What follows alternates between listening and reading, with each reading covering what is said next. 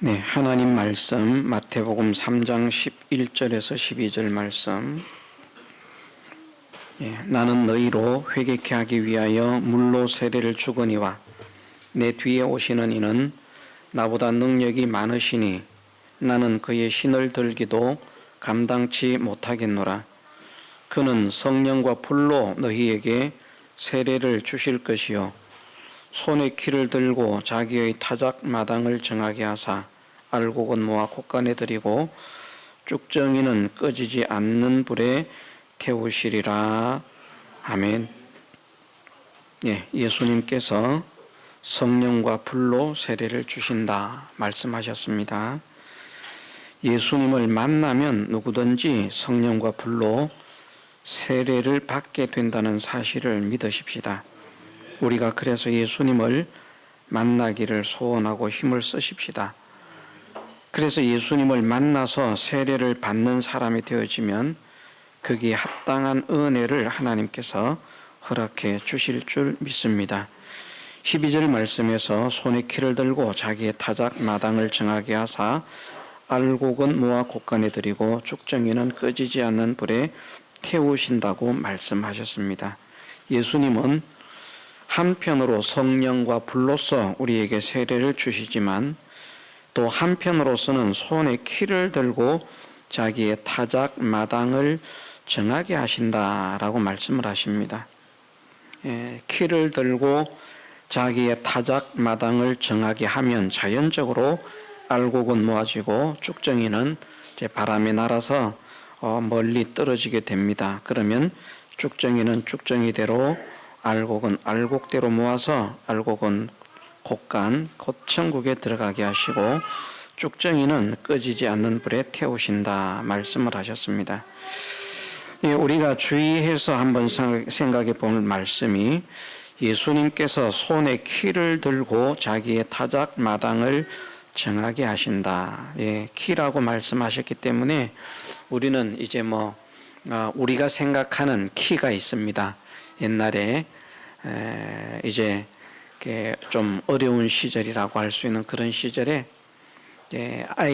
어린 아이들이 오줌을 싸면 이제 밤에 잠을 자다가 오줌을 싸게 되면 아침에 이제 부모님들이 키를 씌워서 가서 옆집에 가서 소금을 빌려오너라 그렇게 이제 키를 씌워서 보낸다고 합니다. 오줌 싸면 소금 얻어라고 씌우는 키가 아니고요. 원래 그 키가 원래는 곡식을 추수를 해가지고 그 쭉정이 알곡과 쭉정이 그리고 알곡과 또는 다른 잡탱이들 이런 것들을 구별하기 위해서 이제 이래 어쨌든 곡식을 구별하는 그런 도구가 키입니다. 성경에 나온 키는 우리가 생각하는 그런 키는 아니고요. 좀 자루가 긴 그런 옛날 우리나라에 보면 옛날 우리나라가 아니라 지금도 우리가 생각하면 쇠서랑이라고 해야 됩니까? 그 어떻게 말을 해야 됩니까? 이렇게 갈퀴를 모으는 그 쇠서랑 갈피 말고요. 갈퀴 말고 이렇게 이제 큰 포크처럼 생긴 그런 쇠서랑이 있습니다. 자루가 긴 그런 쇠서랑으로 이 곡식 더미를 자꾸 이렇게 이제 집어서 하늘로 던져 가지고 서양에는 유럽 쪽에는 그렇게 이제 이 알곡과 곡식을 쭉정이와 곡식을 구별을 합니다. 우리는 자꾸 까불어 가지고 흔들고 까불고 쳐 가지고 이제 곡식과 쭉정이를 구별하지만 거기는 자꾸 그 이제 그걸 떠 가지고 집어 던져서 하늘로 집어 던져서 그렇게 바람에 쭉정이는 날아가게 하고 곡식은 그 자리에 떨어지게 만드는 겁니다. 이렇게 생각을 해보면 이 키질을 하는 것은 결과적으로는 알곡을 모으기 위해서 키질을 하는 것인데 사실은 키질을 하는 목적은 알곡을 모으기 위한 것인데 쭉정이를 없애기 위한 키질이라는 겁니다. 그건 우리나라가 키질을 하는 것도 마찬가지입니다. 알고가 떨어지지 말아라, 알곡을 잘 보존해야 되겠다, 그러고 키질을 하는 게 아니라 어쨌든 이 속에 있는 모든 잡탱이, 알곡이 아닌 것은 다 그냥 날려보내기 위해서 그렇게 요란하게 키질을 한다는 것입니다. 근데 사실은 그것은 쭉정이는 결코 견딜 수 없는, 쭉정이는 반드시 날아갈 수밖에 없는 그런 행동이라는 것이죠. 그러면서 성도를 알곡과 쭉정이 성도라, 알곡 성도, 쭉정이 신자, 쭉정이 교인, 뭐라고 표현을 해야 될지 모르겠습니다만, 정말 성도라고 하면 쭉정이가 되지 않으리라, 그렇게 생각을 합니다.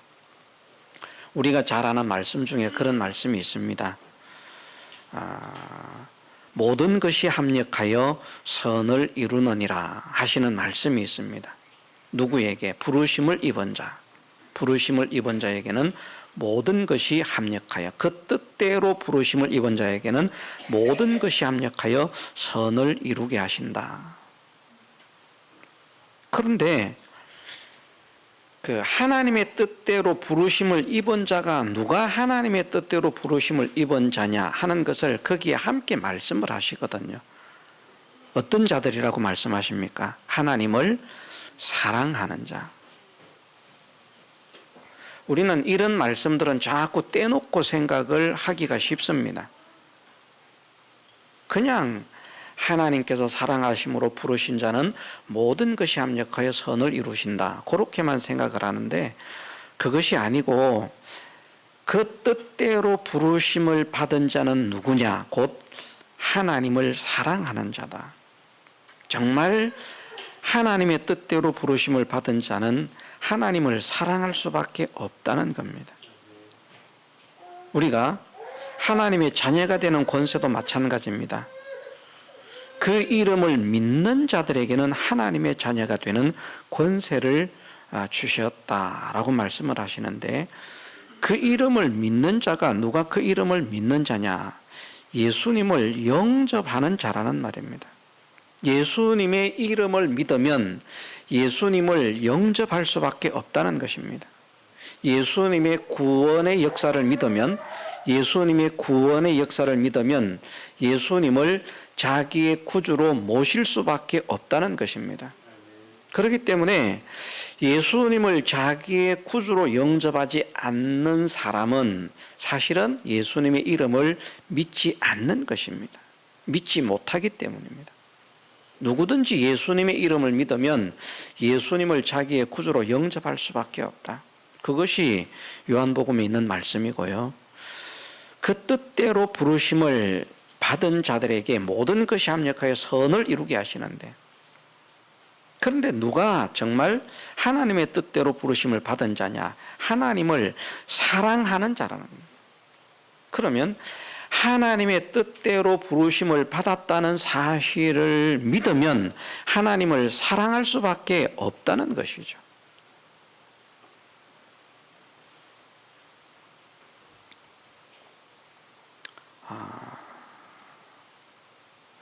세계 초일류 기업 회사에서 사원을 뽑는데 한 명을 딱 뽑습니다.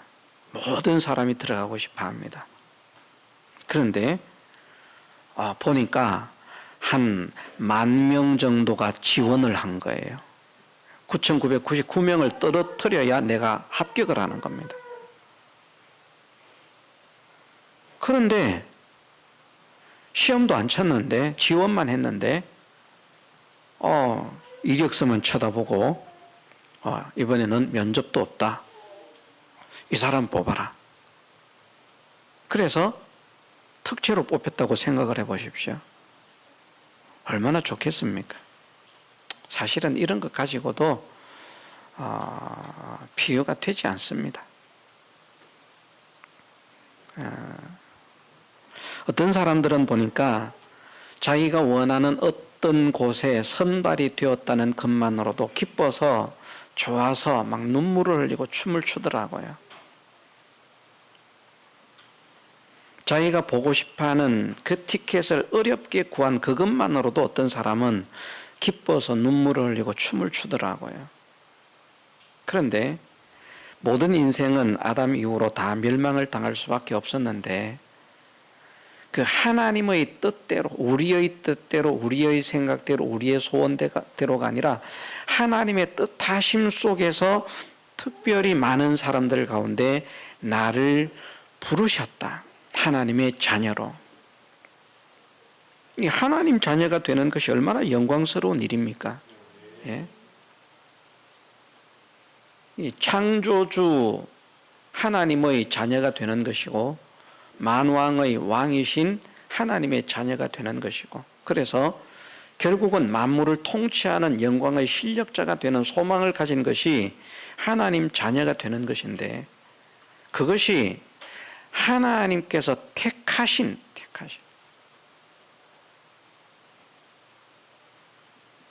그 뜻대로 부르신 그 사람이 되었다. 야, 내가 많은 사람들 가운데 정말 하나님의 택하신 사람이 되었고 그 뜻대로 부르심을 입은 사람이 되었다. 이것을 안다면 나를 부르신 하나님을 사랑할 수밖에 없기 때문에 하나님을 사랑하는 자, 곧 그 뜻대로 부르심을 입은 자들에게는 모든 것이 합력하여 선을 이루느니라. 그렇게 말씀을 하신 겁니다.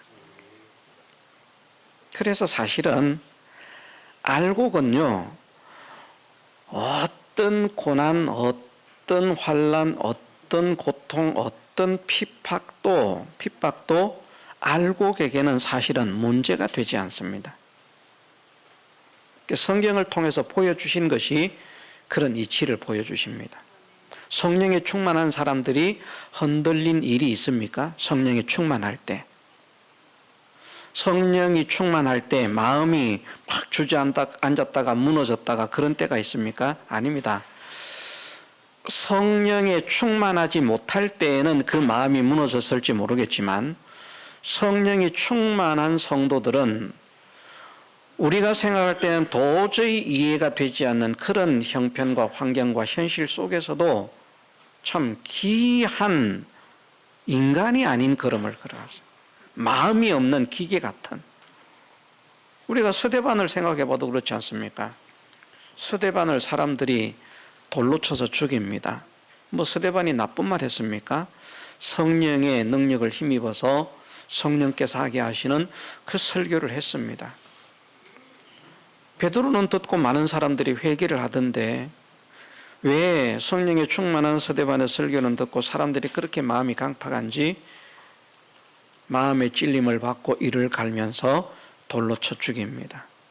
돌에 맞아 죽어갑니다. 저는 생각을 해봅니다. 우리가 인간의 마음을 가졌다면 내가 돌에 맞아 죽어가면서 나를 돌로 치는 사람을 향해서 내가 축복하고 위해서 기도한다. 이게 성경에 그렇게 기록되어 있기 때문에 그렇다라고 생각하는 것이지 실제로는 우리의 삶 가운데서 일어날 수 없는 일입니다. 이게 일어날 수 있는 일이 아닙니다. 생각을 한번 해보십시오. 돌에 맞는 정도가 아니라 물건을 들고 가야 되는데 무거운 물건을 들고 가야 되는데 부탁을 합니다. 야, 이것 좀 들고 가라. 아니면 또 부인이 시장 갔다 와가지고 여보 이것 좀 날라주세요. 그런데 남편이 안 날라주고 부인 혼자서 나르면은 성질이 날까요? 안 날까요? 예? 우리 집사람으로서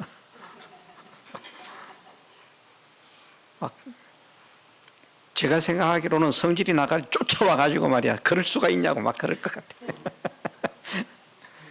아니 돌로 치는 것도 아니에요. 그거는 이 상상을 초월하는 일이라니까요. 아무리 생각을 하고 생각을 해봐도 인간적인 입장에서는 인간적인 사고, 인간적인 논리, 인간적인 사상, 인간적인 생각으로서는요, 돌에 맞아 죽어가는 스데반이 자기를 돌로 치는 사람을 축복하기 위해서 기도한다는 것이 있을 수 없는 일입니다. 그런데 왜 그것이 가능한가? 성령에 충만했기 때문에. 성령의 충만함이 그런 역사를 일으킵니다. 먼저 우리가 앞으로 돌아가서 생각하면 예수님을 만나면 예수님께서 성령과 불로서 세례를 주신다라고 하셨는데, 성령과 불로서 세례를 주신다는 것은 성령 충만한 상태가 된다는 말씀입니다. 성령 충만한 상태가. 그러면 그런 간절한 소원을 가지는 사람이 되어지고, 그런 간절한 소원에 의해서 사실은 일어나는 핍박이나 일어나는 환난이나 풍파나 역경이나 고난이나 고통이나 절망이나 슬픔이나 좌절이나 낭망될 그런 모든 것들, 그런 것들이 이 성령의 충만한 사람에게는 조금도 문제가 되지 않습니다. TG를 어떻게 하든지 상관이 없는 거예요.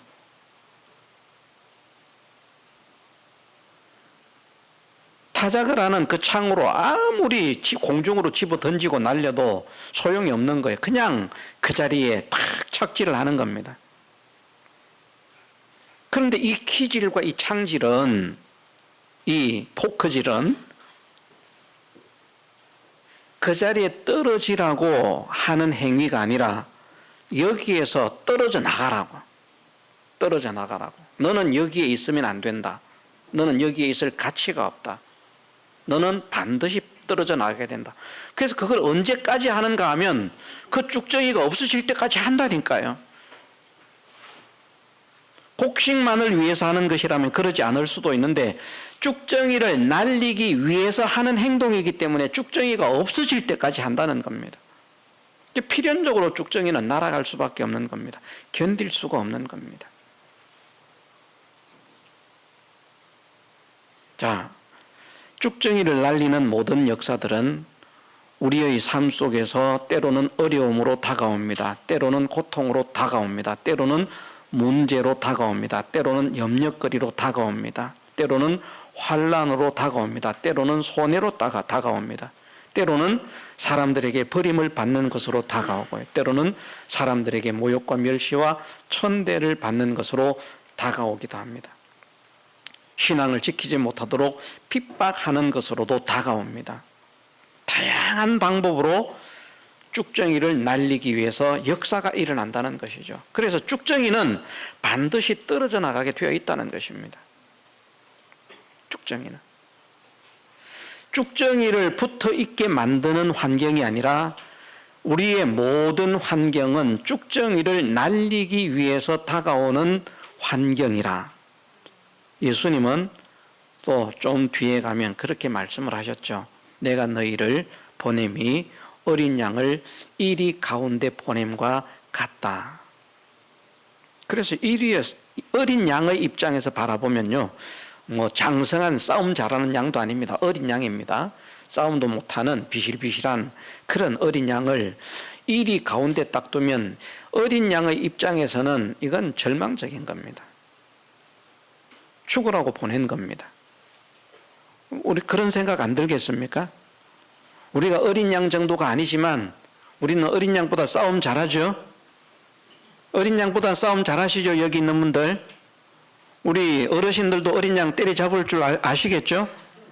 네? 저는 어린 양 한 10마리 정도는 해치울 수 있습니다. 힘이 없지만. 어린 양을 10마리 정도를 때려잡을 수 있는 힘이나 그런 체주를 가졌는데, 분명히.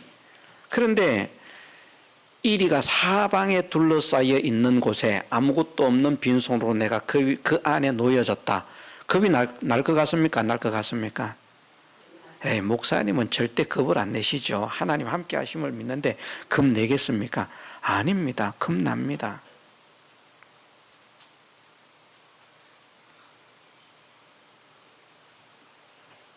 용인 에버랜드에 가면 사파리가 있지 않습니까? 거기 곰도 있고 호랑이도 있고 그 차를 타고, 철장이 된 차를 타고 지나가지 않습니까? 그런데 그 차에요, 곰이 덤비고 호랑이가 덤비면 혹시 이 창살이 이거, 쇠창살 말입니다, 이게 떨어지는 거 아니야? 그런 걱정을 한다니까요. 얼마나 힘들고 얼마나 어렵고 얼마나 고통스럽고 얼마나 무섭고 그렇겠습니까? 그런데 하나님께서 죽을 것 같으면, 잡혀 먹을 것 같으면 아예 안 보내실 거거든요. 분명히 환경은 잡혀 먹을 수밖에 없는 것처럼 보이는 환경이지만 우리의 능력이 아니라 성령의 충만함이라 이렇게 말한다고 하면 하나님이 함께 하신다면 그 1위는 그 어린 양을 해할 수가 없다. 그 어린 양은 그 1위들 속에서 살아남을 뿐만 아니라 그 1위를 다 이기고 승리하는 승리자가 되어진다. 이것은 인간적인 계산이나 방법으로는 이해가 되지 않는 일입니다. 그런데 우리가 예수님이 살아가신 생애를 가만히 생각을 해봐도 그렇거든요. 예수님께서 우리를 구원하기 위해서 이 땅에 메시아로서 오셨는데 메시아의 사역을 잘 감당하도록 현실이 막 도와주었는가? 그렇지 않습니다. 자꾸 예수님으로 하여금 실족하게 만들고 원망하게 만들고 불평하게 만들고 하나님 뜻을 순종하지 못하게 만드는 그런 현실들이 자꾸 일어나는 겁니다. 그런데 그런 모든 환경들, 현실들을 예수님은 털끝만큼도 굴하지 않고 다 이기셨죠. 왜냐하면 아버지의 영으로 충만하시기 때문입니다. 충만하시기 때문에. 예수님의 연약한 몸도 만일 함께 하시는 하나님이 아니라면 그 연약한 몸만 가지고서는 그 어떤 현실도 이기지 못했을 것입니다. 우리도 마찬가지라는 것이죠. 손에 키를 들고 자기의 타작마당을 정하게 하시는데 이 말씀은 우리가 신앙을 지키기 쉬운 현실로 모든 환경이 다가온다는 것이 아니라 신앙을 지킬 수 없는 현실로 다가온다는 것입니다. 그래서 쭉정이는 반드시 날아갈 수밖에 없게 만드는 그런 어려운 현실로 다가온다는 것입니다. 그런데 그 가운데서 알곡이 되라는 것이죠. 날아갈 수 있는 알곡이 되라. 우리가 어떤 방법으로 알곡이 되겠습니까? 답은 다 말씀드렸습니다. 이미. 우리가 어떤 것으로 알곡이 되겠습니까? 성령 충만한 사람이 되는 것. 성령 충만한 사람이 되는 것. 우리의 힘으로는 바람을 이길 수 없습니다. 우리의 능력으로는 바람을 이길 수 없습니다. 우리의 지식으로는 바람을 이길 수가 없습니다. 그 모든 것을 이기는 능력은 하나님께로부터 오는 것입니다. 그 성령의 충만함이 우리로 하여금 모든 시험과 모든 환난을 다 이기게 하십니다. 그 성령과 불의 세례를 받아야만 하는 것이죠.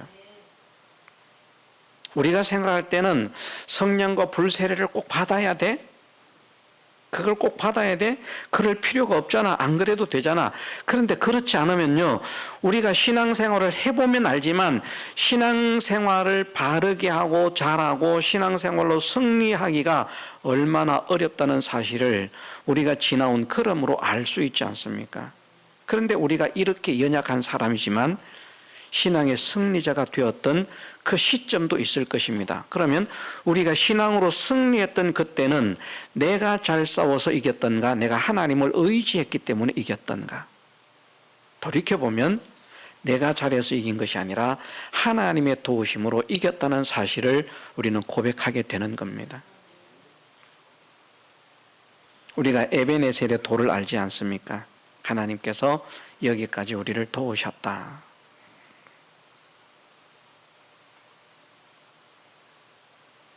그런데 하나님께서 우리를 도우시는데 이스라엘 백성들이 하나님을 갈망하고 하나님을 찾고 하나님을 의지하지 않아도 하나님께서 도우시는가?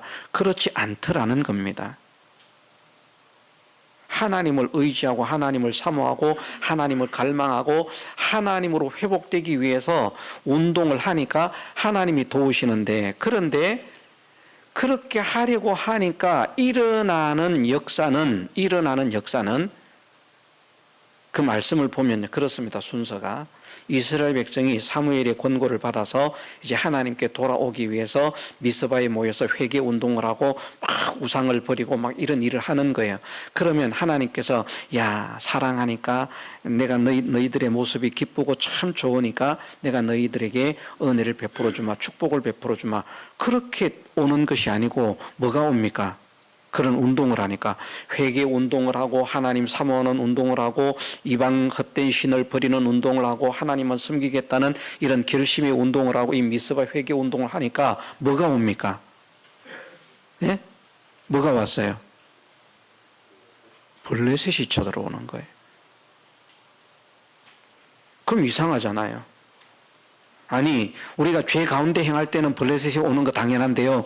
우리가 회개하고 우리가 하나님을 사모하고 하나님만 의지하겠습니다. 하나님만 바라보겠습니다. 이제는 하나님 외에는 그 어떤 것도 믿지 않겠습니다. 하면서 막 회개 운동을 하면서 잘못된 것들을 다 버리고 그러는데 사무엘 선지자의 인도를 받아가지고 그러고 있는데 오는 것이 하나님의 은혜와 하나님의 역사가 아니라 블레셋이 막 오더라니까요.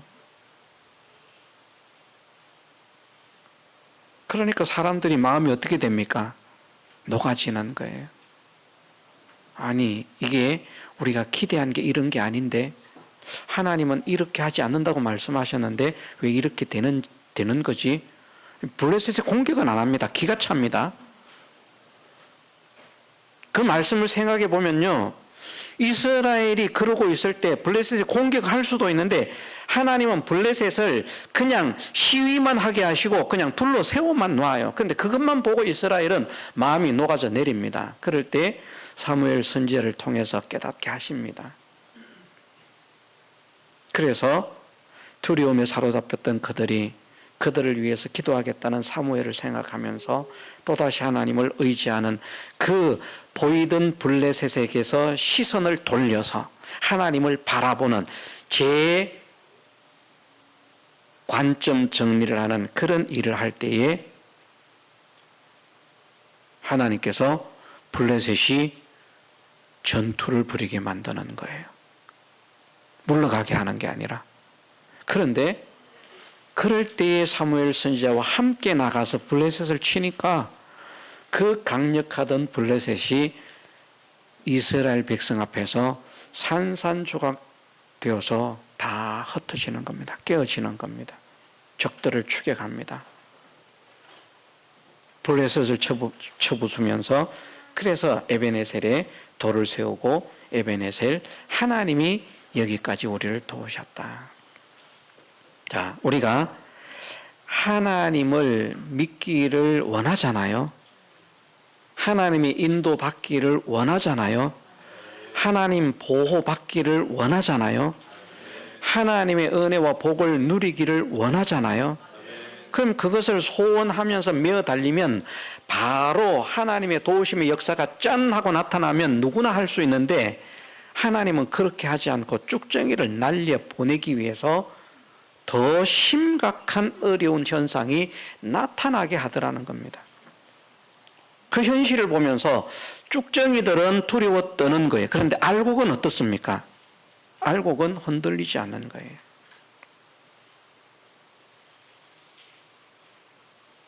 히스기야 왕이 신앙으로 잘 살던 시대에 아시리아의 공격을 생각해 봐도 그렇습니다. 아시리아가 지나가는 모든 그 군인의 말발굽 아래 모든 나라 모든 도시들이 다 점령을 당했어요. 하나도 점령을 당하지 않은 나라나 도시가 없었습니다. 예루살렘을 에워쌌습니다. 이스라엘도 다 점령하고 예루살렘을 에워싼 거예요. 풍전등화입니다.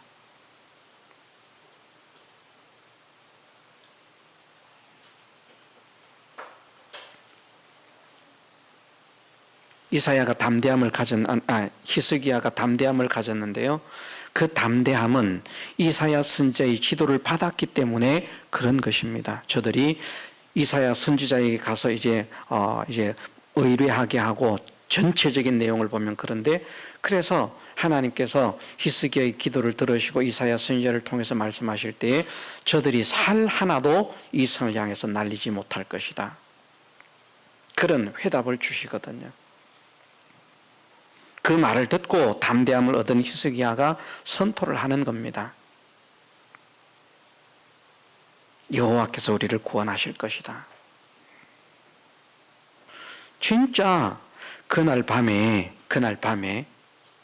하나님께서 한 천사를 보내어서 아시리아 군대 18만 5천 명의 용사를 시체를 만들어 버리는 거예요. 자, 히스기야가 이겼습니까? 아닙니다. 하나님께서 이기게 하신 것이죠. 자, 에벤에셀, 누가 이기게 했다고요? 하나님께서 도우셨다. 하나님께서 도우셨다. 우리가 이긴다라고 생각하면 착각입니다. 우리는 이기지 못하게 하는 바람이 붑니다. 우리는 이기지 못하게 하는 키질의 역사가 일어납니다. 우리는 아무리 강하고 담대하고 용맹할지라도 결코 승리할 수 없는 그런 환난과 풍파와 역경이 일어납니다. 그런 모든 환난, 풍파, 역경 속에서 이길 수 있는 힘은 어디에서 오는가? 하나님께로부터 오는 겁니다. 하나님께로부터. 우리를 도우시는 하나님께로부터. 그 하나님께로부터 도움이 온다는 사실을 확실하게 믿고 하나님을 부여잡고 흔들리지 않을 수 있는 이 믿음은 성령 충만함을 입을 때에 일어난다는 것이죠. 그래서 우리로 하여금 믿음의 승리자가 되게 하시기 위해서 불과 성령과 불로서 우리에게 세례를 주시는 겁니다. 그래서 우리는 날마다 성령과 불로서 세례를 받아야만 되는 겁니다. 성령의 뜨거움, 그 뜨거움이 우리를 믿음의 승리자가 되게 만든다. 내가 정말 믿음의 승리자가 되고 싶다면 성령의 뜨거운 감동의 역사, 다른 말로 하면 성령 충만함의 은혜 역사가 늘 내 심령 가운데 차고 넘쳐야 되겠구나. 그러면 쭉정이를 날리기 위해서 얼마나 세게 던지든지 간에 상관이 없고요.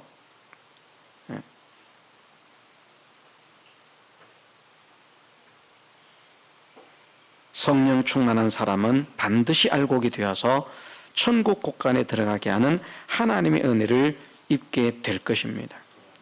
또 이 땅에서도 마찬가지입니다. 하나님께서 약속하신 것은 우리가 믿음을 지켜서 나아갈 때 이 세상에서도 반드시 은혜를 주신다라고 말씀을 하셨습니다. 그래서 우리가 성령과 불로서 세례를 받는 사람이 되십시다. 그러면 키질하는 작용이 상관이 없습니다. 성령과 불로서 충만한 그런 사람이 되지 못하면 작은 바람이 일어도 우리는 나가 떨어질 수밖에 없습니다. 우리가 우리 앞에 일어나는 키질의 역사, 바람의 역사를 이기는 방법은 성령과 불로서 세례를 받는 것이다. 그런 사람들은 성경에 보니까 진짜 다 도저히 이길 수 없는 어떤 그런 극악한 현실을 만나도 다 하나님을 찬양하고 이겼다. 그런데 내가 잘났다. 이런 사람들은 다 패전자가 된다. 어떤 분이 그런 말씀을 하시더라고요. 일제시대 때 신사참배 환란이 있는데 신사참배 환란을 믿음으로 승리한 사람과 신사참배 환란에 굴복한 그런 목회자들을 딱 보니까 신사참배 환란에 굴복한 사람들은 다 이렇게 막 이렇더래요. 막 보면 막 누구한테도 안 질 것 같은 사람들.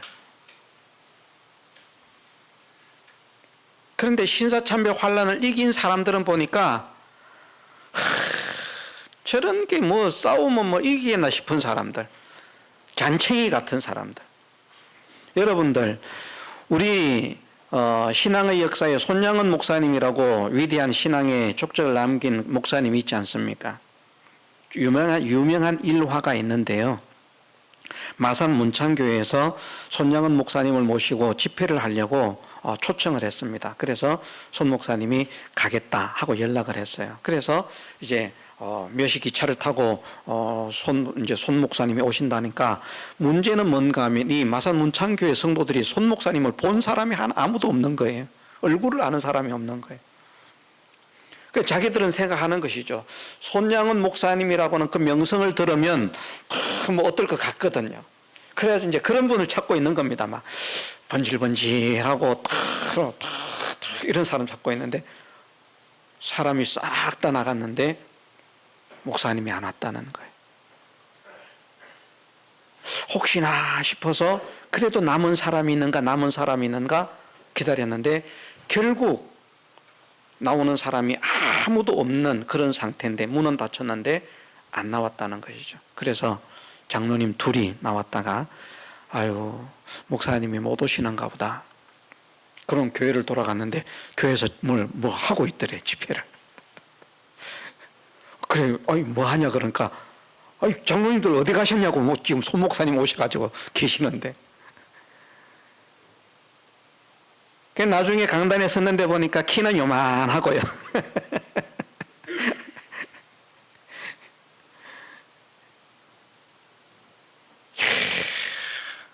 기대했던 그런 모습이 아니더라는 겁니다.